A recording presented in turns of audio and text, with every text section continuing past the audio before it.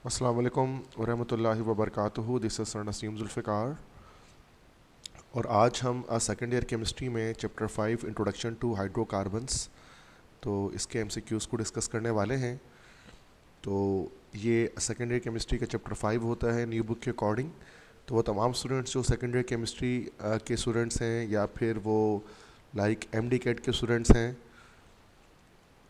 या फिर वो ई कैट के लिए तैयारी करें किसी इंजीनियरिंग यूनिवर्सिटी के इंट्री टेस्ट के लिए, तो ये जो है वो सेकेंडरी केमिस्ट्री की जो न्यू बुक है उसके अकॉर्डिंग ये सारे एमसीक्यूज़ हैं मोस्ट इम्पॉर्टेंट, तो इनको आप प्रैक्टिस कीजिएगा।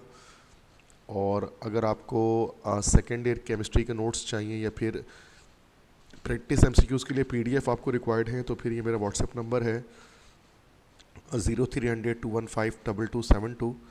इस नंबर पर आप मुझे व्हाट्सएप कर सकते हैं। तो मैं आपको तमाम जो है वो मेरे बनाए हुए एमसीक्यूज़ उनके पीडीएफ्स आपको प्रोवाइड कर दूंगा जिससे आप अपनी एंट्री टेस्ट की प्रिपरेशन कर सकते हैं। ठीक है, तो अभी आज हम 60 एमसीक्यूज़ जो है वो देखेंगे इंट्रोडक्शन टू हाइड्रोकार्बन जो चैप्टर है इससे। तो वन बाय वन तमाम एमसीक्यूज़ को हम यहाँ पर स्टार्ट करेंगे। ठीक है, तो इंशाल्लाह आपको ये तमाम एमसीक्यू समझ में आएंगे। तो फर्स्ट एमसीक्यू से हम स्टार्ट करते हैं। So this is hydrocarbons are the compounds which contain these elements.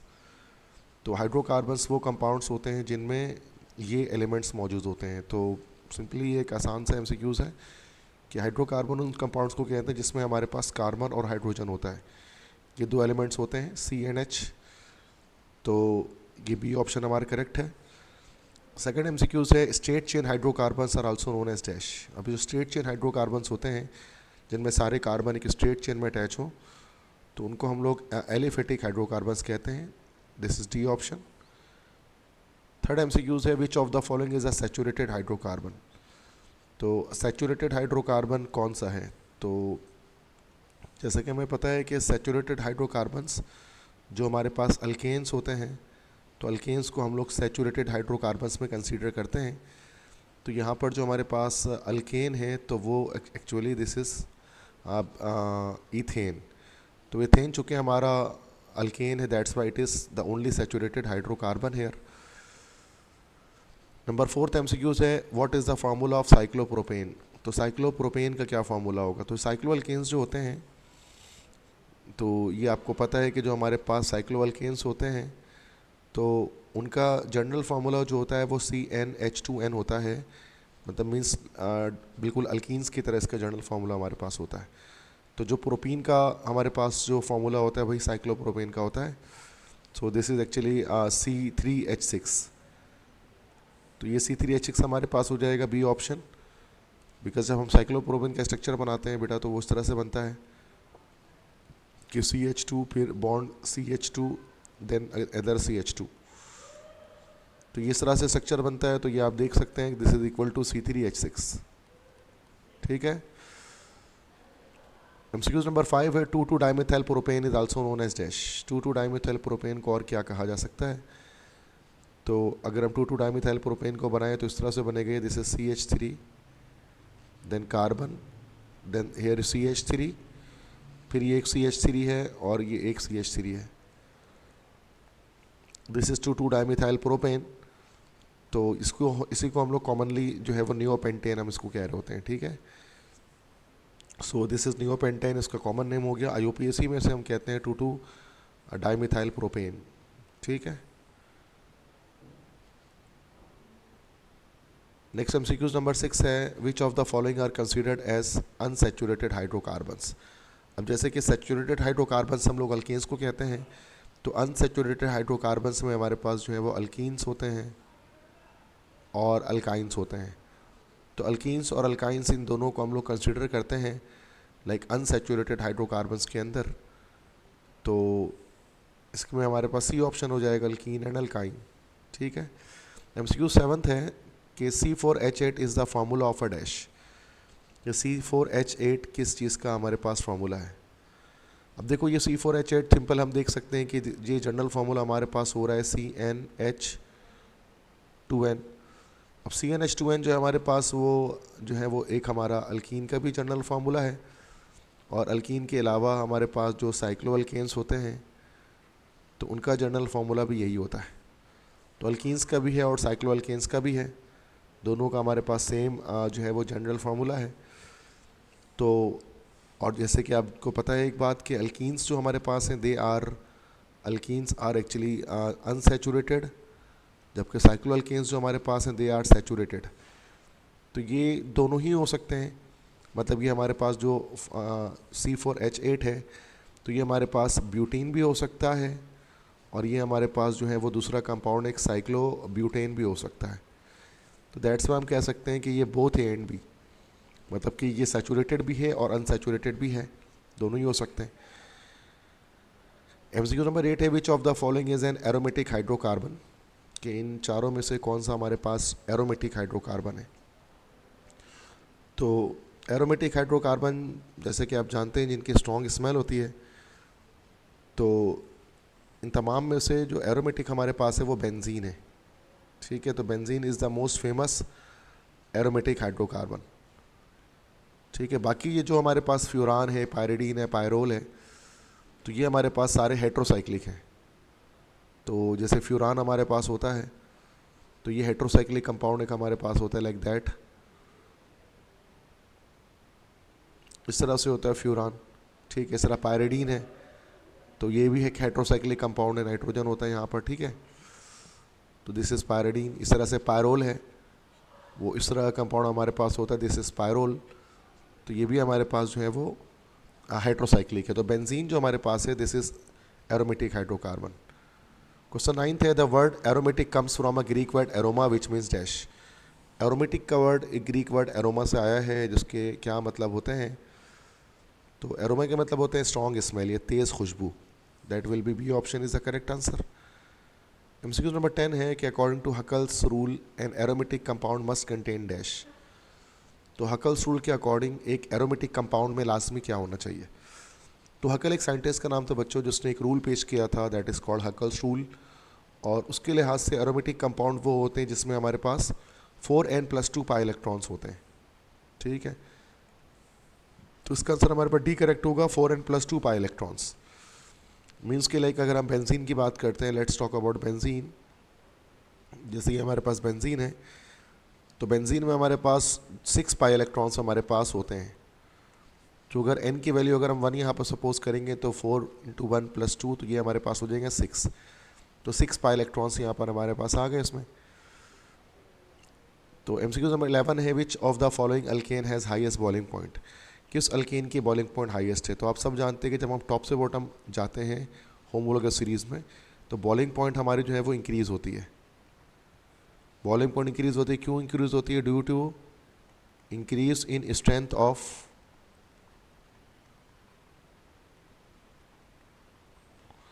London dispersion forces. तो लंदन डिस्पर्जन फोर्सेस की स्ट्रेंथ चूँकि बढ़नी शुरू होती है, जिसकी वजह से बॉइलिंग पॉइंट भी इंक्रीज़ होती है, और एक तरह से इंटरमोलिकुलर फोर्सेस स्ट्रॉन्ग होने शुरू हो जाते हैं। तो जब हम मीथेन, ईथेन, प्रोपेन, ब्यूटेन में आपको पता है कि सबसे ज़्यादा जो हमारे पास लॉन्ग चेन है तो वो ब्यूटेन की हमारे पास है, तो दैट्स वाई ब्यूटेन की जो बॉइलिंग पॉइंट है वो हमारे पास हाईएस्ट रहेगी, ठीक है। उसके बाद क्वेश्चन 12 है, which of the following alkane has highest boiling point. बताएं इसमें से किस अल्केन की हाईएस्ट बॉइलिंग पॉइंट है। तो अब देखें यहाँ पर n pentane, isopentane, neopentane all have same boiling point. तो अब देखो सारे पेंटेन है। अब अगर सारे पेंटेन है तो सूरत में हम ये पता है कि जैसे एन पेंटेन है तो 5 कार्बन है, 1 2 3 4 5। आइसोपेंटेन है तो हमारे पास 1 कार्बन चेन से बाहर है। नियोपेंटेन इस तरह से हमारे पास है कि 2 कार्बन चेन से बाहर है। तो यह लॉन्गेस्ट चेन जो यहाँ पर बन रही है वो एन पेंटेन की बन रही है, तो हाईएस्ट जो बॉइलिंग पॉइंट होगी वो एन पेंटेन की होगी। तो स्ट्रेट चेन हाइड्रोकार्बन हमेशा ब्रांच चेन हाइड्रोकार्बन से ज़्यादा बॉइलिंग पॉइंट रखते हैं, ठीक है, बिकॉज उनकी चेन ज़्यादा लॉन्ग होती है स्ट्रेट चेन में, बजाय उसके कि ब्रांचिंग जब होती है तो चेन की लेंथ जो है वो छोटी पड़ जाती है, ठीक है। तो this is MCQ number 12। Next आता है MCQ 13 की तरफ, विच of the following alkane is a liquid. इसमें से कौन सा अल्केन हमारे पास लिक्विड फॉर्म में होगा। मीथेन, इथेन, प्रोपेन और पेंटेन। तो जैसे कि हमें पता है कि टॉप से बॉटम जब हम जाते हैं तो बॉइलिंग पॉइंट इंक्रीज़ होती है। तो जब बॉइलिंग पॉइंट इंक्रीज़ होगा तो इस केस में जो स्टेट है उसके अंदर भी वेरिएशन आएगी, ठीक है। तो जब स्टेट वेरी करेगा तो इसमें जाहिर सी बात है कि लिक्विड कौन सा है ये पूछ रहे हैं, तो सबसे ज़्यादा जिसकी बॉइलिंग पॉइंट होगी उसको वो लिक्विड फॉर्म में होगी, जैसे पेंटेन। तो तो पेंटेन हमारे पास लिक्विड है। नेक्स्ट क्वेश्चन है, in alkane all the carbon atoms are dash. Alkanes में तमाम कार्बन एटम कौन से हाइब्रिडाइज्ड होते हैं? तो चूंकि अल्केन में आप जानते हैं कि सारे कार्बन कार्बन सिंगल बॉन्ड्स होते हैं, और जब कार्बन कार्बन सिंगल बॉन्ड होता है तो carbon is making 4 sigma bonds. तो इसमें सारे कार्बन हमारे पास कैसे होते हैं बेटा? sp3 हाइब्रिडाइज्ड होते हैं। तो अल्केन में all the carbon atoms are sp3 hybridized, C option. Next है, which is the least reactive hydrocarbon. कौन सा हाइड्रोकार्बन हमारे पास लीस्ट रिएक्टिव है? ठीक है, तो रिएक्टिविटी के बारे में हमें सिंपल पता होना चाहिए हाइड्रोकार्बन्स के हवाले से कि जो सबसे ज़्यादा जो मोस्ट रिएक्टिव हाइड्रोकार्बन हमारे पास होता है वो अल्कीन होता है। तो alkene is more reactive than alkyne and alkyne is more reactive than alkane. So this order you have to remember ना। तो स्टूडेंट्स की आपको ये ऑर्डर जो है वो याद रखना है कि अल्कीन की रिएक्टिविटी ज़्यादा है अल्काइन से और अल्काइन की ज़्यादा है अल्केन से। तो अल्केन हमारे इस तरह से क्या हो गया बेटा? This is the least reactive hydrocarbon ही हमारा कहलाया, जबकि जो अल्कीन है वो हमारे पास मोस्ट रिएक्टिव कहलाया। अक्सर बच्चे जो है ना वो अल्काइन को मोस्ट रिएक्टिव कह रहे होते हैं, जबकि ऐसा नहीं है। अल्कीन मोस्ट रिएक्टिव हाइड्रोकार्बन है। अल्काइन में बॉन्ड लेंथ कम होने की वजह से बॉन्ड एनर्जी इसकी बढ़ जाती है, इसलिए रिएक्टिविटी अल्कीन के मुकाबले में अल्काइन की कम होती है। तो लूज रिएक्टिव हाइड्रोकार्बन अल्केन होगा। आप कोई भी अल्केन आप ढूंढ रहे हैं इसमें से, तो पहला वाला जो इथेन है वही हमारा अल्केन है। That's Y A option correct. 16th है, which of the following compound will undergo free radical substitution reaction. कौन सा कंपाउंड फ्री रेडिकल सब्स्टिट्यूशन करेगा? ठीक है, तो आपको पता है कि ये जो रिएक्शन हमारा है फ्री रेडिकल सब्स्टिट्यूशन, ये अल्केन्स के कैरेक्टरिस्टिक रिएक्शन है। अल्केन सारे के सारे इस रिएक्शन को परफॉर्म करते हैं। तो अल्केन हमारा इथेन है, ए ऑप्शन, तो ये हमारा करेगा फ्री रेडिकल सब्स्टिट्यूशन। क्वेश्चन 17 थे, a free radical has dash.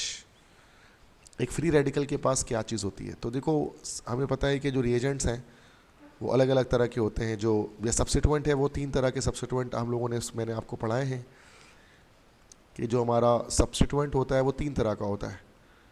Either ये हमारा होगा फ्री रेडिकल, या तो ये होता है फ्री रेडिकल, तो या फिर ये हमारे पास होता है दिस विल बी इलेक्ट्रोफाइल और it will be a nucleophile. ठीक है, तो फ्री रेडिकल जो होता है उस पर कोई चार्ज नहीं होता, नो चार्ज, इस पर कोई चार्ज नहीं होता। इलेक्ट्रोफाइल जो होते हैं वो हमारे पास पॉजिटिव चार्ज कैरी वो करते हैं, और न्यूक्लियोफाइल हमारे पास हमेशा नेगेटिव चार्ज कैरी करता है। ठीक है, तो चूँकि फ्री रेडिकल का पूछ रहे हैं तो इसमें हमारे पास कोई चार्ज नहीं होगा, तो सी ऑप्शन लगा देते हैं, नो चार्ज।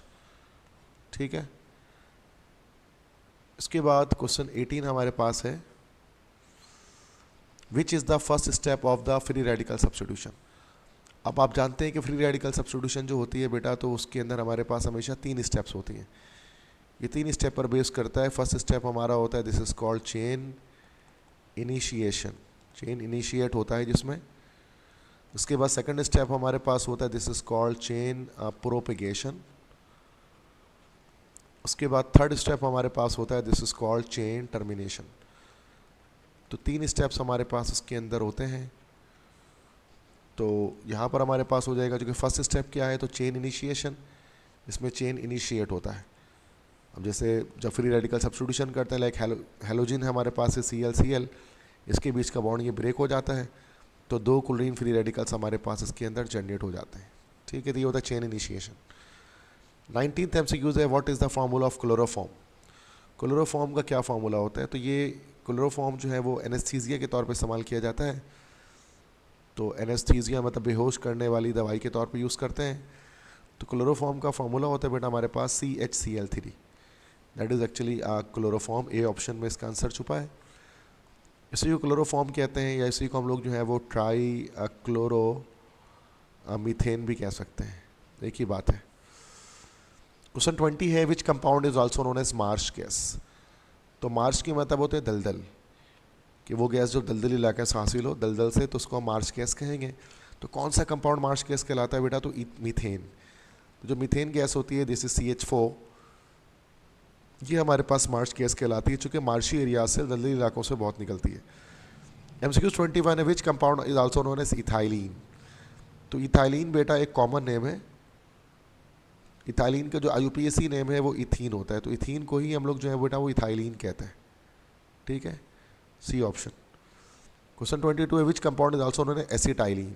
तो एसिटाइलिन भी कॉमन नेम है, इथाइन को कहा जाता है एसिटाइलिन। ठीक है, डी ऑप्शन, जिसमें कार्बन कार्बन हमारे पास ट्रिपल बॉन्ड होता है, दिस इज C2H2। 23rd है alkenes are also known as dash. Alkenes को और क्या कहा जाता है? अल्कीन्स को हम लोग ओलेफिन्स भी कहते हैं। ओलेफिन्स भी कहते हैं। ओलेफिन्स कहने की वजह क्या होती है? चूँकि ये हमारे पास ऑयल टाइप होते हैं, ऑयल के अंदर मौजूद होते हैं। चूँकि ऑयल आप सब जानते हैं कि ऑयल हमारे पास कैसा होता है बेटा? अनसैचुरेटेड, तो उसमें कहीं ना कहीं डबल बॉन्ड होता है। तो इसलिए अल्कीन्स में भी आपको पता है carbon carbon double bond exist करता है, तो ये ओलेफिन्स कहलाते हैं इस वजह से ये। 24 है alkanes are also known as dash. Alkanes को क्या कहा जाता है? तो अल्केन्स का दूसरा नाम हमारे पास होता है पैराफिन्स। अल्केन्स को हम लोग पैराफिन्स भी कहते हैं। दो वर्ड से निकला है, एक तो वर्ड है पैरा, पैरा मतलब होता है लेस, और फिन जो होता है, फिन वर्ड के मतलब हमारे पास होते हैं रिएक्टिव। चूँकि ये हमारे पास लेस रिएक्टिव होते हैं, इस वजह से इनको हम लोग पैराफिन्स कहते हैं। चूँकि हम सब जानते हैं कि alkanes are least reactive hydrocarbons, ठीक है। तो ये MCQ 25 है। In propene the carbon atoms are dash. Propene में जो प्रोपीन है उसमें कार्बन एटम्स कौन से हाइब्रिडाइज होते हैं? अब प्रोपीन को मैं इसमें बना लेता हूँ। प्रोपीन क्या है बेटा? C3H8 है, ठीक है। अगर मैं नीचे इसको बना लूँ, दिस इज CH, ठीक है। उसके बाद CH2 डबल बॉन्ड, फिर CH, फिर सिंगल बॉन्ड CH3। अब अगर यहाँ पर आप थोड़ा सा अगर आप इसको देखें, चेक करें, तो यहाँ पर आपको पता है कि ये वाला जो CH2 है ये हमारे पास sp2 हाइब्रिडाइज्ड है, ये भी sp2 हाइब्रिडाइज्ड है, लेकिन ये हमारा जो कार्बन है sp3 हाइब्रिडाइज्ड है। तो प्रोपीन के अंदर sp2 और sp3 दोनों हाइब्रिडाइज्ड कार्बन होता है।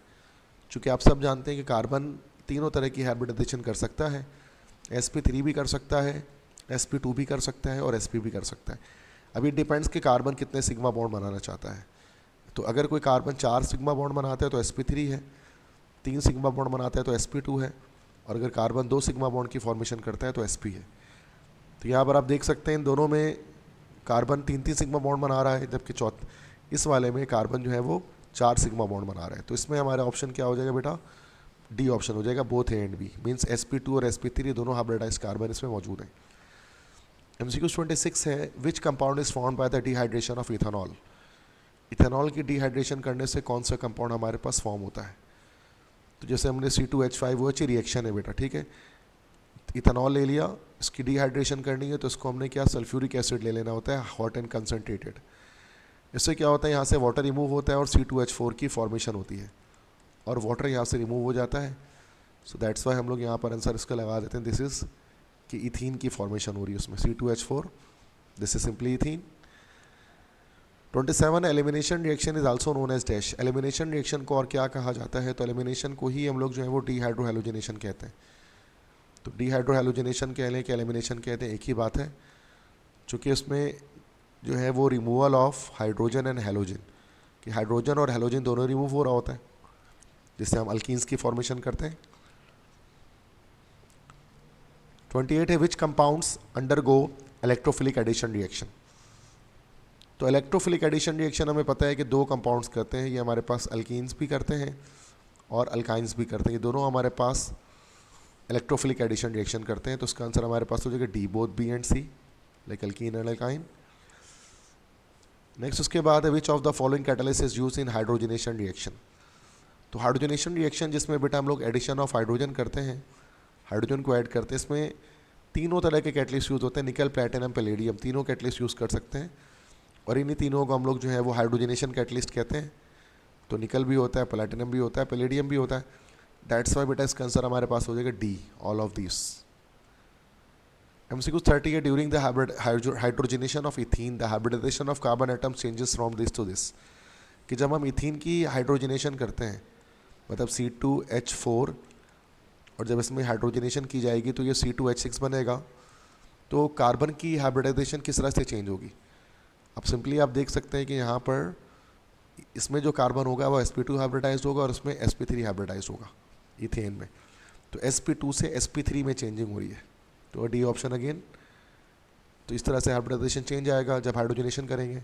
तो तमाम MCQs के बेटे यहाँ पर मैं आपको एक्सप्लेन कर रहा हूँ, तो इंशाल्लाह आपको ये वैसे ये वीडियो लेक्चर्स जो मेरे हैं उनमें मैंने इन तमाम चीज़ों को एक्सप्लेन किया हुआ है, लेकिन जस्ट एक प्रैक्टिस के लिए MCQs मैं आपको करा रहा हूँ। आपको इसके और MCQs चाहिए तो आप मुझे व्हाट्सएप करें, तो एक मिनिमम कॉस्ट में मैं आपको वो प्रोवाइड कर दूंगा अपने तमाम मटेरियल्स। MCQ 31 है, which compound is formed by the halogenation of ethene. Ethene की हैलोजिनेशन करने से कौन सा कंपाउंड बनता है? हैलोजिनेशन की मुराद आप सब जानते हैं, this is actually addition of halogen. Halogen add करेंगे, जैसे हमने C2H4 लिया, इसमें कोई भी हैलोजन ऐड कर लिया, लाइक Cl2 ऐड कर लिया, या अभी हम इसमें जस्ट सिंपली एक कोई जनरल एक रिएक्शन कर लेते हैं, X2 ऐड कर लेते हैं, तो ये C2H4X2 हो जाएगा, एडिशन रिएक्शन हो जाएगा। अच्छा, इसका स्ट्रक्चर इस तरह से होगा कि 2 कार्बन होंगे और दोनों पर हैलोजन अलग अलग कार्बन पे लगा होगा, तो इसको हम लोग कहते हैं vicinal. This is called vicinal die halide. तो इसका ऑप्शन हमारे पास हो जाएगा ए, कि जब भी अल्कीन्स में जब हम हाइड्रोजन को किसी हैलोजन को ऐड करते हैं तो वो विसिनल बनता है। विसिनल में क्या होता है, दिस इज 1 2 डाई हेलो। अगर एक ही पेड दोनों का लगा हो तो उसको जिमिनल कहते हैं, ठीक है। लेकिन अगर इस तरफ से होता है कि अगर दोनों एक ही 1 अगर हो जाता, दोनों हैलोजन एक ही कार्बन पर अटैच होते हैं, तो दिस इज कॉल्ड एज जिमिनल। 32 है, which compound will follow Markovnikov's rule. कौन सा कंपाउंड इनमें से मार्कोनिकोव रूल को फॉलो करेगा, ठीक है। तो मार्कोनिकोव रूल आप सब जानते हैं कि मार्कोनिकोव रूल कौन फॉलो करता है। ये सारे के सारे जो मार्कोनिकोव रूल है ये फॉलो करते हैं एसिमेट्रिकल अल्कीन्स। जितने भी एसिमेट्रिकल अल्कीन्स हैं ये हमारे पास इसको फॉलो करेंगे। अब देखो, इथीन जो हमारे पास होता है that is carbon carbon double bond, ये सिमेट्रिकल है, तो ये तो फॉलो नहीं करेगा। इसी तरह से जब हम 2 ब्यूटीन की बात करते हैं तो 1 2 3 4 कार्बन है और 2 ब्यूटीन है, तो ये भी सिमेट्रिकल, अगर उसको बीच से कट किया जाए तो ये भी नहीं करेगा। प्रोपेन तो देखो बेटा, ये अल्केन्स तो वैसे भी मार्कोनिकोव रूल फॉलो नहीं करते, अल्कीन्स में होता है, तो डी नहीं है। तो हमारा जो प्रोपीन है ना, इसमें carbon double bond carbon carbon, अब यहाँ से अगर तुम डबल बॉन्ड की क्लेवेज करोगे तो ये 2 इक्वल पार्ट्स में डिवाइड नहीं होगा ये molecule, that's why it is asymmetrical. और ये हमारा जब भी इसमें एडिशन रिएक्शन होगी तो मार्कोनिकोव रूल को ये फॉलो करेगा, दैट सिंपल। MCQ 33 ये hydration of alkyne produces dash. Alkyne पे जब वाटर ऐड करते हैं तो क्या बनता है, तो रिवर्स हो जाता है कि हमने कोई भी अल्कीन ले लिया, लाइक C2H4 ले लेते हैं, अल्कीन ले लेते हैं, इसमें अगर तुम वाटर ऐड करोगे तो it will be becoming C2H5OH ethyl alcohol, तो अल्कोहल्स की फॉर्मेशन होगी, डी ऑप्शन। तो सारे रिएक्शंस बेटा मैं आपको करके दिखा रहा हूँ, दैट्स वाई हर MCQs के साथ मैंने खाली स्पेस छोड़ी हुई है ताकि मैं आपको एक्सप्लेन करता चला जाऊँ साथ साथ। सिर्फ आंसर्स की तरफ हम नहीं बढ़ें कि आंसर्स क्या है, आंसर्स क्यों आते हैं ये भी जानना ज़रूरी है आपके लिए। MCQ 34 है, which reactant is used to distinguish between alkane and alkene. Alkane और अल्कीन के बीच डिस्टिंग्विश टेस्ट करने के लिए कौन सा रिएजेंट इस्तेमाल किया जाएगा। देखो बेटा, अल्केन सैचुरेटेड होता है, अल्कीन अनसैचुरेटेड होता है, तो इस तरह के टेस्ट करने के लिए, अनसैचुरेशन टेस्ट को परफॉर्म करने के लिए हम लोग ब्रोमीन वाटर को यूज़ कर सकते हैं। तो ये बहुत मशहूर टेस्ट है ब्रोमीन वाटर टेस्ट, जिसमें अल्कीन जो है वो क्या करता है कि तो नॉट डीकलराइज, तो जो ब्रोमीन वाटर का ब्राउन कलर है उसको डीकलराइज नहीं करता है, जबकि जो अल्कीन होता है वो हमारा ब्राउन कलर जो है वो उसको डीकलराइज कर देता है। इससे पता लग जाता है कि किस में अल्कीन है और किस में अल्केन है। 35 पे, which compound can decolourise bromine water. तो जैसे कि हमें पता है कि सैचुरेटेड अनसैचुरेटेड हाइड्रोकार्बन्स जो होते हैं वो डीकलराइज कर सकते हैं। तो बेंजीन तो जैसे आपको पता ही हमारा सैचुरेटेड होता है, ठीक है। तो इथेन भी हमारा सैचुरेटेड होता है। तो जो अनसैचुरेटेड हाइड्रोकार्बन है दिस इज इथीन, ये ब्रोमीन वाटर को डीकलराइज नहीं कर पाता है, ठीक है।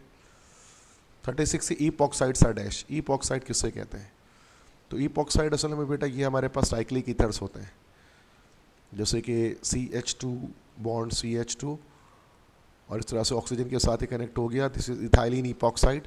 तो जो साइक्लिक ईथर्स होते हैं उनको ईपॉक्साइड्स कहा जाता है।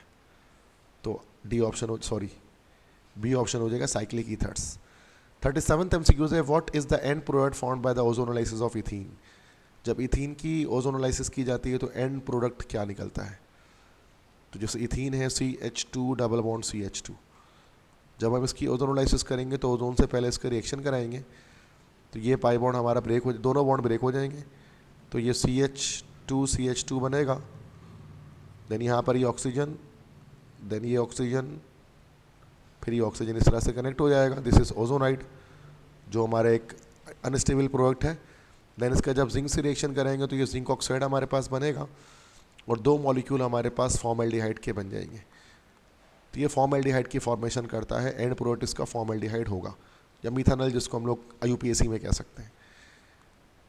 क्वेश्चन 38 है which of the following compound has a garlic like odour. लहसुन की तरह, गार्लिक की तरह किसका अडर होता है, ठीक है। तो जैसे तमाम हाइड्रोकार्बन्स ऐसे तो ऑर्डरलेस होते हैं, लेकिन जो हमारा इथाइन होता है उसका एक गार्लिक लाइक अडर होता है, मतलब लहसुन की तरह।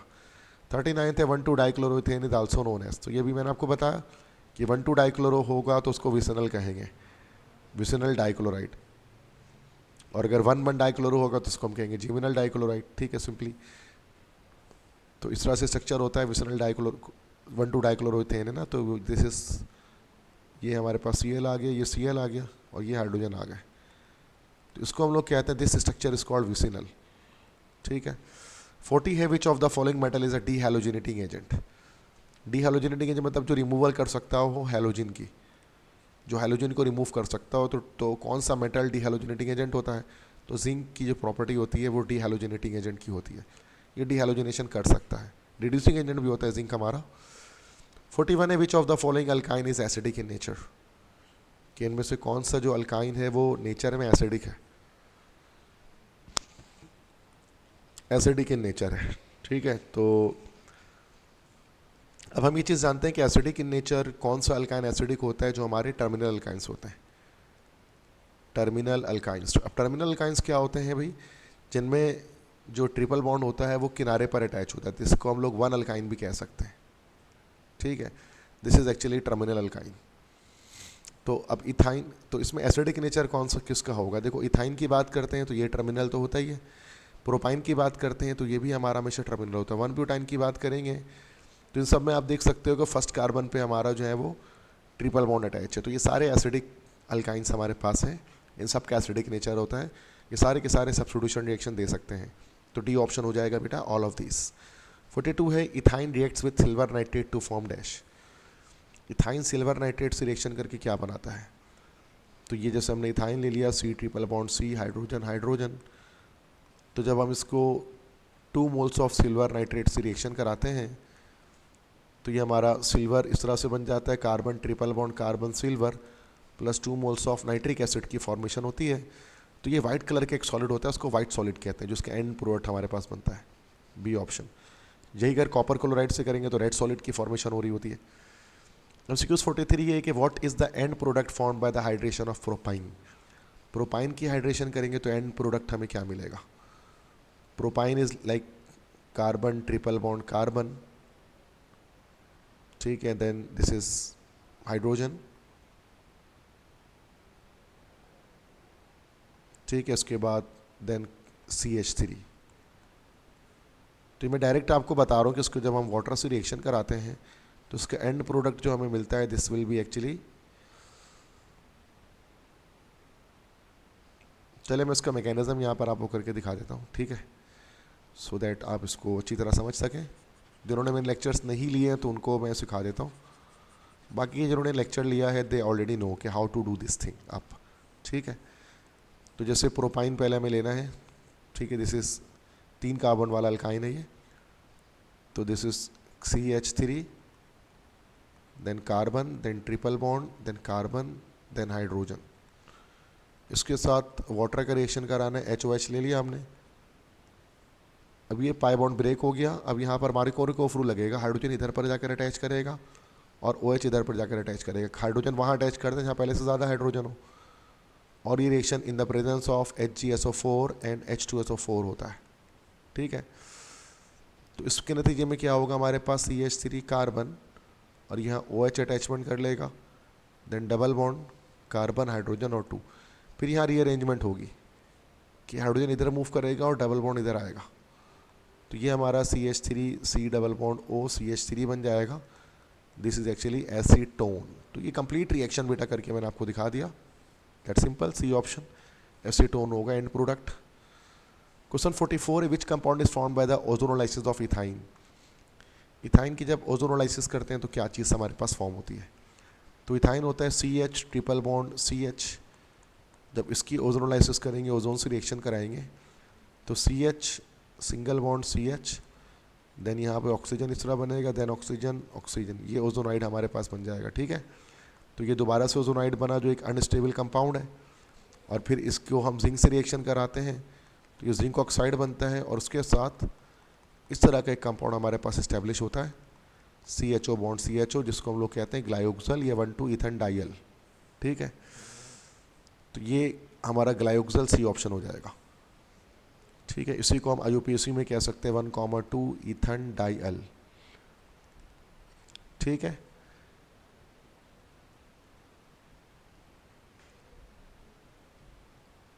देन इसके बाद 45 MCQs in benzene each carbon atom is dash.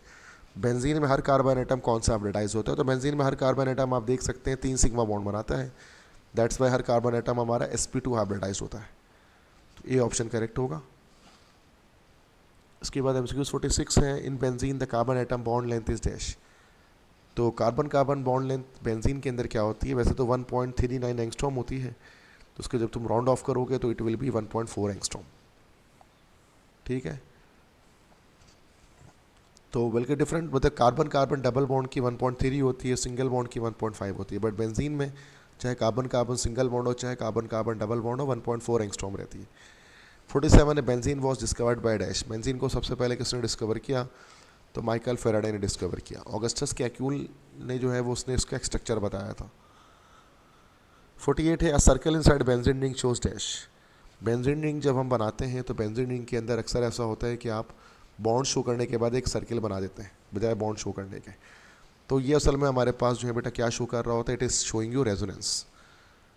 तो रेजोनेंस का क्या मतलब होता है? That is delocalization. तो this is delocalization of pi electrons. तो ये चीज़ हमारे पास शो करता है। ठीक है, कि जो पाई बॉन्ड है बेंजीन में वो रोटेट करता है। 49th MCQ है बेंजीन कैन अंडरगो डैश। अब बेंजीन, चूँकि बेंजीन का आपको पता है डुअल नेचर है, डुअल बिहेवियर है, तो बेंजीन एडिशन भी कर सकता है और सब्स्टिट्यूशन भी कर सकता है। तो C ऑप्शन हो जाएगा बोथ A एंड B। 50 है cyclohexane all the carbon atoms are dash. Cyclohexane चूँकि अल्केन की फॉर्म एक किस्म की है, तो हर कार्बन एटम साइक्लोहेक्सेन में हमारे 4 सिग्मा बॉन्ड बनाकर होता है। अगर हम एक साइक्लोहेक्सेन को देखें तो सबके सब sp3 हाइब्रिडाइज्ड हैं इसके अंदर, B ऑप्शन सारे कार्बन एटम्स। तो 51 है benzene reacts with chlorine gas in the presence of sunlight to produce dash. कि बेंजीन जो हमारा है वो क्लोरीन गैस से रिएक्शन करता है सनलाइट के प्रेजेंस में, तो क्या बनाता है? देखो अब ये हमारे पास बेंजीन है, अब इसका क्लोरीन से रिएक्शन कराएंगे, 6 क्लोरीन से रिएक्शन करेगा सनलाइट के प्रेजेंस में।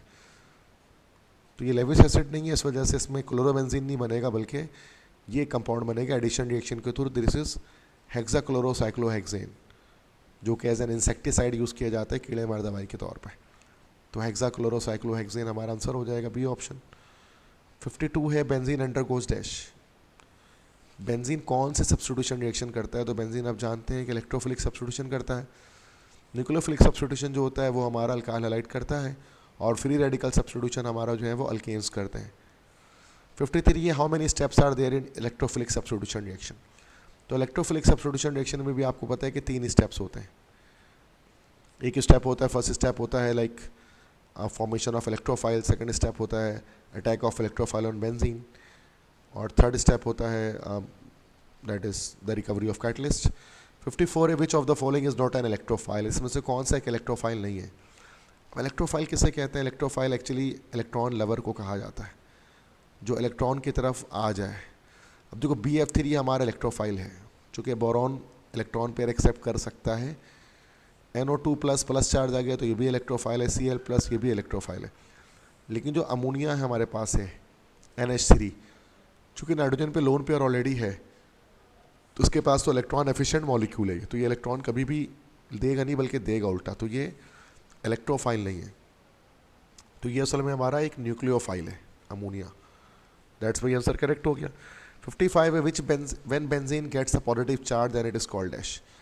जब बेंजीन पे किसी भी कार्बन पे पॉजिटिव चार्ज आता है तो उसको क्या बोलते हैं? This is called sigma complex, B option. 56 है when benzene reacts with concentrated nitric acid in the presence of concentrated sulphuric acid then the product is dash. तो ये नाइट्रेशन की बात कर रहे हैं बेटा, कि अगर ये हमने बेंजीन लिया, उसकी रिएक्शन हमने नाइट्रिक एसिड के साथ किया concentrated in the presence of concentrated sulphuric acid, तो उस सूरत में आप सब जानते हैं कि बेंजीन के साथ NO2 प्रोड्यूस होता है, तो दिस इज कॉल्ड नाइट्रोबेंजीन। तो आंसर में नाइट्रोबेंजीन लगा लेते हैं, सी ऑप्शन। 57 है, which of the following is the Lewis acid.